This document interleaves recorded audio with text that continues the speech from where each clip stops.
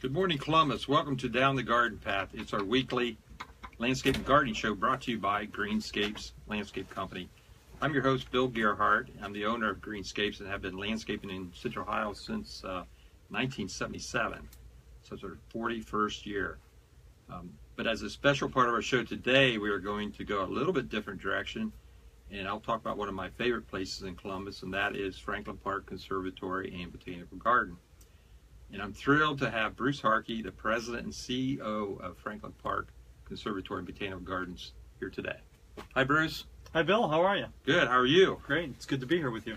You know, Bruce, I remember in 2006, I just had been invited to be on the board at Franklin Park, and you just come on as the director.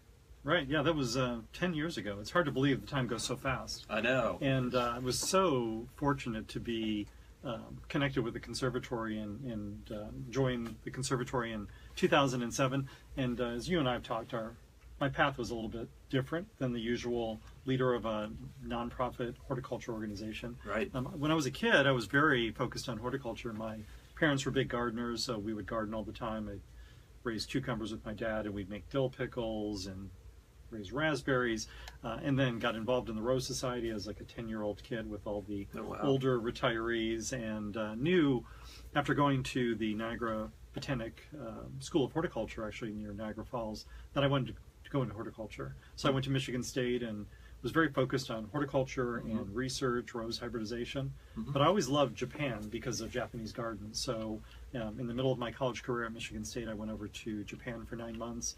Came back and got a second degree in business, and then when I graduated, the journey took me to Honda. I joined Honda Motor Company in Tokyo with 10 other Americans and joined the company with 600 Japanese. It was great, though, because I could spend time exploring Japanese gardens, and then moved to Ohio in '92 thinking I'd be here for a couple of years and then go to LA, but I spent another 14 years working for Honda. Yeah, it's fascinating, too, and you were in product development at Honda. I did lots of different things. I did trade compliance and product finance, new metal finance, but the whole time I, of course, never lost my passion for horticulture, and was able, because of my Honda position, to get involved in the nonprofit world. And much to my surprise, when the position opened up, they were looking for horticulture, business, and nonprofit, and I thought, well, there can't be so many strange guys like me running around. So I applied and was part of a national search and was hired. So I feel very fortunate to have made that transition in my career and hopefully contributed in a positive way to what's happening. It's like your life calling that maybe you didn't even know about it. You always had the horticulture and the love for horticulture, and then all of a sudden this position became available, and it's been such a great fit for both you and the conservatory. Yeah, it's amazing. You know, I think sometimes younger people feel like their path has to be very defined, and as we get older, we know that life happens and you respond to the challenges and try to find the best balance. And I feel very fortunate that I was able to continue using my business skills, but do so working as a leader of a very important arts and cultural organization in Columbus that is inspired by horticulture, and to be sensitive to the mission, but also ensure that we're financially sustainable for the long term. Well, that's what I think has changed most under your tenure, is that the conservatory has grown its programs, its community outreach, and so much beyond what it was prior. And I think a lot of people still know the conservatory for the Palm House, the weddings, and the great events, but there's so much more going on there in education and outreach programming. Can you talk a little bit about what's currently going on at Franklin Park Conservatory and Botanical Gardens? Yeah, the conservatory really is kind of an amazing place. The conservatory is a nonprofit organization. We own 40 acres of Franklin Park through a lease or a deed, and we work in partnership with Recreation and Parks, and we take care of the entire park. And as you mentioned, we are a big tourist attraction, both for locals but also visitors, to come to the conservatory and have this really wonderful, immersive horticultural experience with their friends and family and build memories. And the best example of that, of course, is Blooms and Butterflies, which started in 1993, and that has been an anchor of the conservatory ever since. And that program has spread across the country. Every major botanical garden now does Blooms and Butterflies, or a temporary exhibition of tropical butterflies. And what I think is great about that is people who came in 1993 as kids are now bringing their children And so Right. you have this Yep. this great sense of tradition, whether it's the Blooms and Butterflies exhibition or taking a family photo in front of the poinsettia tree during the holidays. But the other side of the conservatory's operations is less well known, and that's all of the amazing outreach and education programs that are led by our outreach and education director, Jenny Pope. And she's got an interesting background. She's a horticulture person, but she has a master's degree in social work. And Greenscapes has been so supportive of our anchor program, which is called Growing to Green. And Growing to Green is one of the top 5 community gardening programs in the country. We've helped to start and support over 300 community gardens and green spaces in the city of Columbus. And That's amazing. it's just just another example of where Columbus is really leading on a national basis. The current exhibit at Franklin Park Conservatory is the topiaries. Yes, And those topiaries are amazing. We were joking that we were bringing kind of like that Justin Timberlake song. We're bringing topies back. I think Beth Morgan kind of coined that phrase. She's one of our women's board members. But topiaries were at Franklin Park back during AmeriFlora in 1992, and so we want to continue enhancing our experiences for families and children. Mm-hmm. We started a couple of years ago with big bugs, and then we had origami in the garden. We continue to grow and elevate the botanical gardens. So this year we decided to have topiaries. So topiaries of the wild, and there are 14 topiary sculptures. So these are really like plant sculptures, and we've identified a number of endangered species. And so think about big elephants and a giraffe and a gorilla. And these are in the conservatory's interior and exterior spaces with great interpretation of why these wonderful animals are endangered. But what I think is particularly unique about these, and they're probably the best topiaries I've ever seen, is we have a gentleman who is an artist, Garrett, who works with our exhibitions and horticulture team, and he worked with a taxidermist to get anatomically correct eyes for every one of the animals. Wow. I did not realize Oh, that. and that's amazing. And then he hand sculpted every one of the faces, so they really bring these topiaries to life. We also decided to do a little bit of kitsch, so we have 3 pink flamingos in front of the building at the entrance to the east side of the They're building. cool. Yeah, they're great. And Garrett, that's another interesting hire where you were looking for somebody that can do landscape design, but you thought outside the box. Say, let's not get a traditional landscape architect, landscape designer. Let's find an artist that likes horticulture. Right, and again, as we've learned from so many different examples from people who visit the conservatory or people who I know professionally, their introduction to horticulture is usually through a family member when they're a child. And I can't reinforce that more strongly, that for parents out there or caregivers to introduce children to nature at a young age is so important. And Garrett loved gardening because he gardened with his grandparents on their farm. Yeah, that's the same that got me attracted. My grandfather would come out to the family farm. It is 40 acres, and he basically raised vegetables.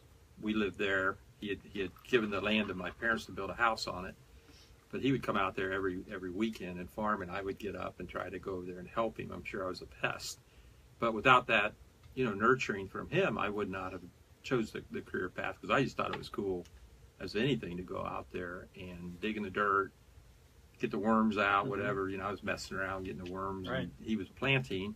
But then come harvest time, he would let me go out there and pick the cucumbers or all the different things. I mean, that's back when people would grow their actual food. I mean, potatoes and corn, and he had an orchard and all this stuff, and they actually processed so much of that food. It was amazing when I look back at it. Digging potatoes.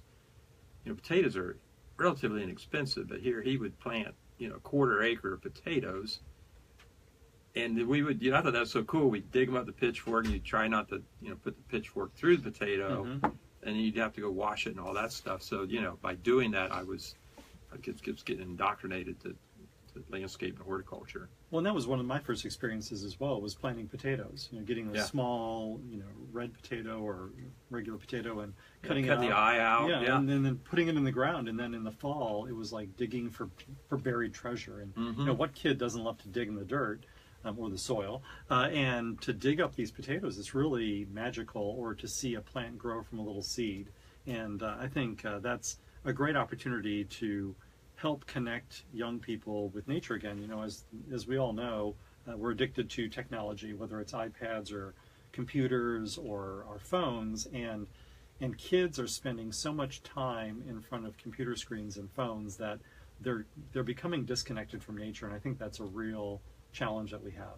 I agree. That's, you know, we got involved with the conservatory through the Growing to Green program, which creates these community gardens, and that's what struck me, is that we were bringing children in as interns and getting them involved in community gardening, and they went from not understanding how to grow something to actually loving it. Yeah, and there's a great example of that is our Teen Corps program that Jenny Pope started just last year.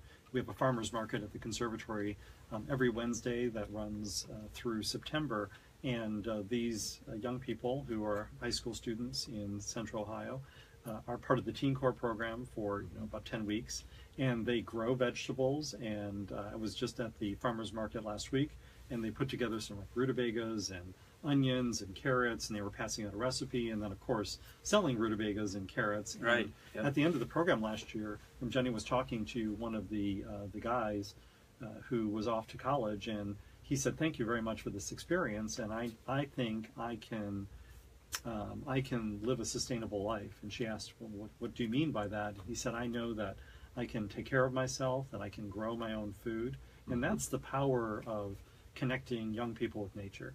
Yeah, it gives them confidence, that's for sure. What other things, you know, so much has been built over the last few years. Just gives a brief synopsis. You know, we just did the Wells Barn, like, what, 2.5 years ago? Yeah, just about 2.5 years ago. Talk about that, and some of the other the expansion that you've done, you know, at the conservatory is amazing. Yeah, the conservatory has a plan called Master Plan 2.0 that we developed in partnership with Columbus Recreation and Parks, and since 2008 we've moved forward on a lot of significant capital projects, and like so many things in Columbus, it's been a great success story because of the public and private partnership. For every dollar raised from the public sector, from the city, the county, and the state, it's been matched 2-to-1 by the private sector. And we take that for granted here in Columbus, but that doesn't happen everywhere. With the completion of 2 projects in 2018, we will have completed 10 major capital projects in 10 years. And you mentioned the Wells Barn. One of the things that we heard from the community when we were doing interviews back in 2013 and 2014 is continue to elevate the horticulture, create really beautiful world-class botanical gardens, and we plan to do that as we move forward. Also, as you mentioned, the outreach and education programs to really raise the awareness of those programs, more experiences for families and children. So one of the first priorities in the current phase of Master Plan 2.0 was to find a home for some of our growing outreach and education programs. And Doug Morgan, who was the first board president, he's an attorney, Right. he's Yes. a singer, he's a musician, he's sort of a jack of all He's trades. a barn builder. And he's a barn builder, so he and his wife Beth, who's on our women's board, have a company called Mount Vernon Barn Company, and he would call me on a regular basis and say, "Bruce, you need to have a barn at the conservatory." So we went to look at some of his projects. You and I, Bill, went, Right. and other board members, and looked at his projects, and we decided to do something very innovative. We combined a 200-year-old 4,000 square foot timber frame from a barn from Richland County, and working with design group Michael Bongiorno, we grew that into a 12,000 square foot outreach and education facility that functions for all of our summer camps and Girl Scout sleepovers, and Growing to Green is now based out of there. We have our annual awards for the community gardening Sure. community in the fall that takes place there, and then it also works for events, and it's just a beautiful space that has been very successful for us and is unlike anything in North America. There's no other botanical garden that has a facility like Yeah, a this. 200-year-old timber frame barn. Yeah, you it know, just in the feels conservatory. wonderful. 5 different kinds of trees and old growth wood. Mhm. Doug Morgan tells a story, which I think is kind of interesting to hear, is that 200 years ago, he always says a squirrel could cross the state of Ohio without ever touching the ground. So when you think about that, how Wow. forested Yeah. Ohio was, and a lot of that forest land was lost as we moved forward on agriculture. So, but that's been a great project. But the next project coming up is something that, Bill, when you were the board president, you were very involved in, is the design and concept of a new children's garden. That is really exciting. I want to talk about that in our next segment about where you're going for the new projects and the children's garden in particular. So we'll be back on Down the Garden Path, brought to you by Greenscapes Landscape Company. Great, thanks, Bill. Yep, I did, yeah. We made it to 15. 15, 13. Phone rang as we were walking back in here, so I'm like, now Rachel's on the phone out there. Oh, she is. Yeah. 15 minutes is the mark we get, at least in the beginning, because these meters only pick up if you listen to 15 minutes. If you listen for 14 minutes and 50 seconds and you walk away from the radio or you turn it, it doesn't count. So When did that start? Because we've always been doing 8, 9s. Right. Well, we were doing it. No. But nobody thought about it. So I went to programming and I said, on a half-an-hour show, we have to talk 15 minutes for it to count, right? And they're like, oh, we didn't think about it. So we changed everybody's shows. We were doing it like a listener would want The to. restroom up here? Yeah. Way down the hall. Keep going. I'll show them.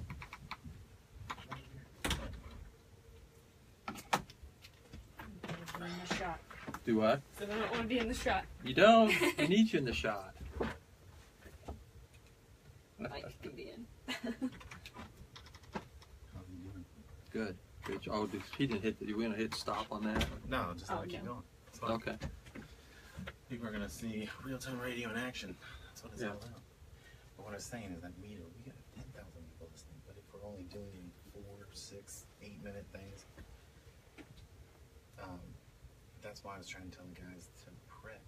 You know, like when we did ours, we went 16, 17 minutes. I'm going to pull those. I bet those numbers are 4 times what the other ones are. Oh, yeah. Just from the amount of time we talked. If it was an hour, you could break it up like that. But if it's a half an hour, we gotta go 15.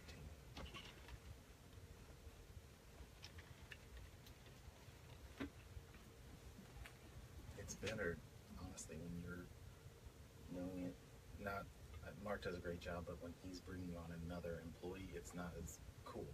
Yeah. This should have a lot of following because they've got a lot of following. If they get their social media people to post it, But he can put on his YouTube also. And Yeah. you can put on your YouTube. he's got a so lot of followers. Really does. we Yeah. just need to maximize this. The issue is, you know, if we come in and, well, we have notes on this and this, we'll just talk to each other. It's fine if you're talking to each other. So we'll go back to talk about the children's garden, Oh, okay. and then That was a teaser. yeah, thank you. That was good job. Good job. Remember, sit on the side. What?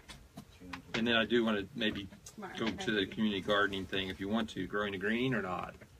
We talked a little bit about that. Or we can stay on the children's garden the whole time if you want. You talk about all the different spaces, and You did it twice, so you I guess the point was to Maybe a little get bit different, but when people they- think of the conservatory a little bit differently than what they have been. We haven't talked about the community garden campus either. Well, why don't we talk about, Can you brace me? should we start with the community gardening programs or like all the outreach and education programs related to gardening? I can talk about Teen Corps, Green Corps, Growing the green. Growing to Green, the Nature Preschool. So like all the different things you think about. And why do we Kids with do very that? little Why do age. we do that? You know, I mean, the fact that the community had a need for nutrition and education. Yeah, and the segue there could be now there's a need for kids to get back to nature and therefore the children's garden. So maybe we talk about the need that started in 2000 with community gardening when the economy was struggling and the program was brought forward. It was really Paul working with a community person who said we'll help, and that was the growth of that. And then that's expanded to Teen Corps and Green Corps and Nature Preschool, and so then we can maybe segue into kind of the nature deficit disorder and kids Okay. needing to get I back love to that nature. nature Deficit disorder. Is that an actual? It is a thing, yes. Have you heard of Okay. it? Nature deficit disorder? I've heard of that. Kids not getting. There's Out in actually a nature. study that was put out about Yeah, that. I thought No Child Left Behind, or Really? No Child Left in Nature the Woods, or deficit whatever. disorder. No, No it was child just left in the it was- woods. No, it was just put out like in the last week or so because I did see that. You're making that up. No, he's No, not. I'm not. That's a legit thing. No, the nature deficit disorder, but not no child left. No, in the there's a woods. book called No Child Left in the Woods. Right. A famous author, and I can't. Because we're remember his afraid to name. leave them in the woods, or what? No, because they're like no one's in the woods anymore. Oh, Kids yeah, aren't I agree going with that. outside. Yeah, That's yeah, what yeah. the book's called. They won't be able to I find can't somebody remember. else to help Can them you get Google out. it? So No they'll be Child stuck Left in the Woods. That so is he real. doesn't think I'm All crazy. right. No, I believe. All right, hit the Right now, white both button things- here when I'm ready. both things Okay, are go going ahead. Here it is. Who was it? Richard Lou. Yep, Richard Lou. There you go. Welcome back to Down the Garden Path. I'm Bill Gerhardt, your host. With Greenscapes Landscape Company. Today I have Bruce Harkey with me from Franklin Park Conservatory and Botanical Gardens. And Bruce, we were talking about the different community garden initiatives we have and the community outreach and education. And I guess let's talk about that and the different programs you have. But also I want to know why do we do that at Franklin Park? Well, thanks, Bill. I appreciate having the opportunity to be here with you. The community gardening program was started at Franklin Park Conservatory in 2000, so it's been going for quite a few years. And as I mentioned previously, it's one of the top 5 community gardening programs in the country. And at a recent horticulture conference, I was speaking with Paul Redman, who is the former executive director of the conservatory, and I was asking him about that community gardening program and when did it start and why did it start. And he said that it was really a woman from the community who reached out to him because she couldn't find support anywhere in the community to help start a community garden. And as we all know, 2000 was a tough year with the economic downturn. Right. And so there were some community members who wanted to start growing their own food. There are a lot of areas of the city that are food deserts where there aren't grocery stores.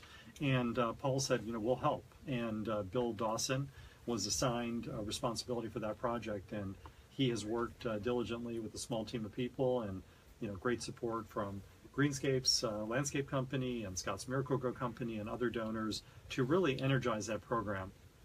And we've helped to start over 300 community gardens and green spaces in the community. And in fact, Bill now even travels the country with Scott's for their Grow 1000 program, which was focused on building community gardens in all of their major markets. And so we've taken the great message in Columbus about community gardening on a national level now. What's amazing about these community gardens is you're going into empty lots and securing leases for those empty lots from the city land bank, or even sometimes landlords, and people are helping you to develop those lots. Companies like mine, Greenscapes, we donate a little bit of money, but you're leveraging that with people volunteering and educational opportunities for people to take basically a bottle and brick-filled lot and turn it into a garden. That's right. We provide educational training for people who want to start a community garden. And if Bill Dawson were here, he would always say, who's behind you? If you have an idea for a community garden, you need to be able to sustain that. And so he looks very carefully at what the support network is like for a garden, because if you put the garden in, it needs to be maintained. And there are so many different types of community gardens. Some are affiliated with churches, some are affiliated with different immigrant communities. Right. I know the Somali community works with the county and they have a large garden. And so The there's Gans, such a the variety. Gans Farm garden out in Gans Grove Farm. City. That's Yeah. right. That's Mhm. right. And so there's so many different examples of types of community gardens. Some are affiliated with pantries. In the case of the conservatory, we grow a lot of produce on our Scott's Miracle-Gro Company community garden campus, and thousands of pounds of produce a year are donated to local pantries. So we really are helping to feed the community through these important initiatives. You brought up the Scott's Miracle-Gro community garden campus, which is sometimes overlooked because people come to the conservatory, they go in to see all the conservatory glass houses, the palm houses, and they have to keep going towards the southeast to see. It's a 4-acre garden, right? That's correct. It's One of the largest in the country community gardens, right? It is. It's a beautiful space that was completed in 2009 as part of our master plan, and that area of the park was, some trees and grass, and it wasn't one of the best areas of the park, and it's right across the street from the neighborhood, and Right. these beautiful historic homes on the Near East Side. And I think that's what's so unique about Franklin Park is its placement in the community. It really is an urban experience, and It's essentially our Central Park. Like New York has a Central Park. It's Columbus's Central Park. I would absolutely You think, agree with yeah. you. And it has 3 historic buildings between the Palm House, the Caretaker's House, which is now the Chase Community Garden Center, and then the Davis Center, which Columbus Recreation and Parks is looking at for kind of a long-term vision for how that building will be used. But the idea for that campus was to really bring together the world of landscape architecture that you know so well, Right. design, and how do you grow fruits and vegetables and plants in an artistic way. And it is a 4-acre community garden campus that is lots of different galleries of, you know, potager gardens and a pollinator's garden. We have bees, we have an apiary, a berry house. So you can come to this space of the conservatory. It's open to the public, it's part of the public space, and really be inspired about what you can do to help improve your own life at your home. And we have classes there on how to cook the food, how to prepare it. You can go out and pick it and then go in and have a class on how to make food out of that, and we do that for community outreach. My favorite is, of course, the Live Fire Theater, which Jim Boudreaux came up with that concept. Greenscapes built it and donated it, but it's 5 different ways to cook food on an open fire. Yeah, it's a great. It's sort of like the if you have a party at your home, where does everyone end up? It doesn't matter if your house is small or large. Everyone ends up in the kitchen, and it's really no different than the Live Fire Cooking Theater, when we have a big fundraiser that's coordinated by the Women's Board called Field to Table. It's taking place on August 25th, and I think there's still a few tickets left, but it's really a celebration of the local harvest. And the Women's Board has focused all of their fundraising efforts on supporting our outreach and education programs, and Field to Table, the recipient of that, is our community gardening program. But that area of the garden on that magical night, when we have the appetizers and drinks out on the community garden campus, that's where I would say 300 of the 700 people are concentrated with their hands out waiting for some great slices of pizza or skewers of shrimp, and it's pretty magical place. That is a really cool event, and we were talking off the air about a new syndrome, or whatever you want to call it, nature deficit disorder. Very good, Bill. It's a real thing, and we have so many programs that have really moved forward at the conservatory after the community gardening program. Those programs are usually for adults, although we have a lot of young people who get involved in community gardening, absolutely. and they're recognized at the Community Gardening Awards every year. There's a great story of a young man who won the Youth Community Gardener of the Year award, and when he got up to give his speech, I don't think there was a dry eye in the audience. I was there at that, yeah. And we asked him, what does community gardening mean for you? And he said, if it weren't for community gardening, he said, I would be dead or in jail. And so these gardens, and he was just a young kid. Yeah, he was like 10 years old, and so these kids get up with what always, you got a event where there's 250 people seated there, and to see a young man get up in front of a podium of those people and just have the confidence to speak like that. No, it's They're incredible. So excited. They've gone from little or no knowledge about how to grow vegetables, how to weed or take care of a garden, where they're actually in charge of it. Yeah, there's so many great examples of young people who have started, who eventually become leaders in the community garden, and it's a great story. These community gardens are transforming people's lives, but also transforming communities in which they reside. One thing that's coming up that I do want to allow time for is that next year, and it's under construction now, is a children's garden. Yeah, and next year that will be dedicated. Talk about the children's garden and who supports it. And, sure. Yeah, you mentioned the nature deficit disorder, and I think for those of you who are listening out there who have kids, you know that like all of the adults too, we're all glued to our phones or our iPads or computer TV, screens, whatever, TVs. Yeah, and so we spend so much time in front of screens. Well, as adults, maybe that's okay, because when we were kids, I spent a good part of my time as a child outside. Right. We'd come back in when it was lunch or dinner. Climbing trees, playing in the creek, whatever. I loved it. We had an apple tree in the backyard. I'd sit in a Y-shaped branch and read Agatha Christie novels, and that's how I spend my lazy days during the summer if I wasn't gardening. And kids today are not getting outside, and nature deficit disorder is a real thing. Kids' ability to socialize with other kids, the way their brain develops, it's very, very different. And we all feel at peace when you're in nature, and kids' lives are so hectic. And so we were very inspired by that issue, and decided as part of master plan that we would address it.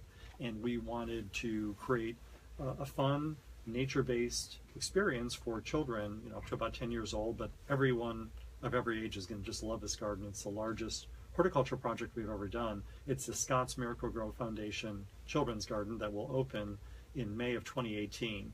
And we are very fortunate to have wonderful support from the public and the private sector. And we're on schedule. It's under construction right now, so if you come to the conservatory, just as you pull in to park, you'll see some of the major architectural structures in the garden, including a learning pavilion for our pre-K education programs. There's going to be a canopy walk, a sandstone bluff inspired by Hocking Hills that's up to 13 feet tall, with a creek that comes from the headwaters where the kids can take off their shoes and socks and play in the creek. Lots of nature play areas, a nature art studio. There are going to be so many things for kids to do. We think that this will be the best children's garden in the entire country. So I love the concept that it's not a traditional playground. It's a place for kids to go play in nature and enjoy themselves, and most importantly have fun, but at the same time they're going to learn about nature. They're going to learn about trees. They're going to learn about plants and rocks and things that are outside that maybe they aren't going to learn on their own. When it's such an exciting opportunity, when you think about this moment in time with some of the environmental challenges that we have, and the baby boomers retiring, they're the largest generation, and they're all starting to retire, and so they're looking for hobbies and things to do. And then the next generation is the millennials, the large generation. Yes. So you have the millennials having kids and the grandparents, and so the second largest group that comes to children's gardens are often grandparents who are helping with the care of the children, or grandparents who are geographically disconnected from their own grandchildren. And so this is going to be a beautiful, magical space that I think children of all ages will really enjoy. I think it's really going to expand our horizons and offerings to families too. I'm really excited about it. Well, that's a wrap for our show this week. And I just wanted to mention that you can go to Greenscapes on Facebook and see the entire show with Bruce and I. And if you want to see more about Greenscapes, get landscape ideas, you can go to our website at greenscapes.net, or you can call us at 614-837-1869. If you want to know more about Conservatory, where do they go, Bruce? To our website, www.fpconservatory.org. We have tens of thousands of followers on Facebook. We're on Instagram. We're on Twitter. So follow everything we do. We're the perfect place to come and take a wonderful Instagram photo with magical topiaries and butterflies this summer. I think I'll be there. Thank you. Thank you, Bill. All right. Yeah. Well, I was listening, I was getting sucked into it, and I'm like, I better look at the clock. You said Bitter and hit that 27's okay? Yeah, you're fine.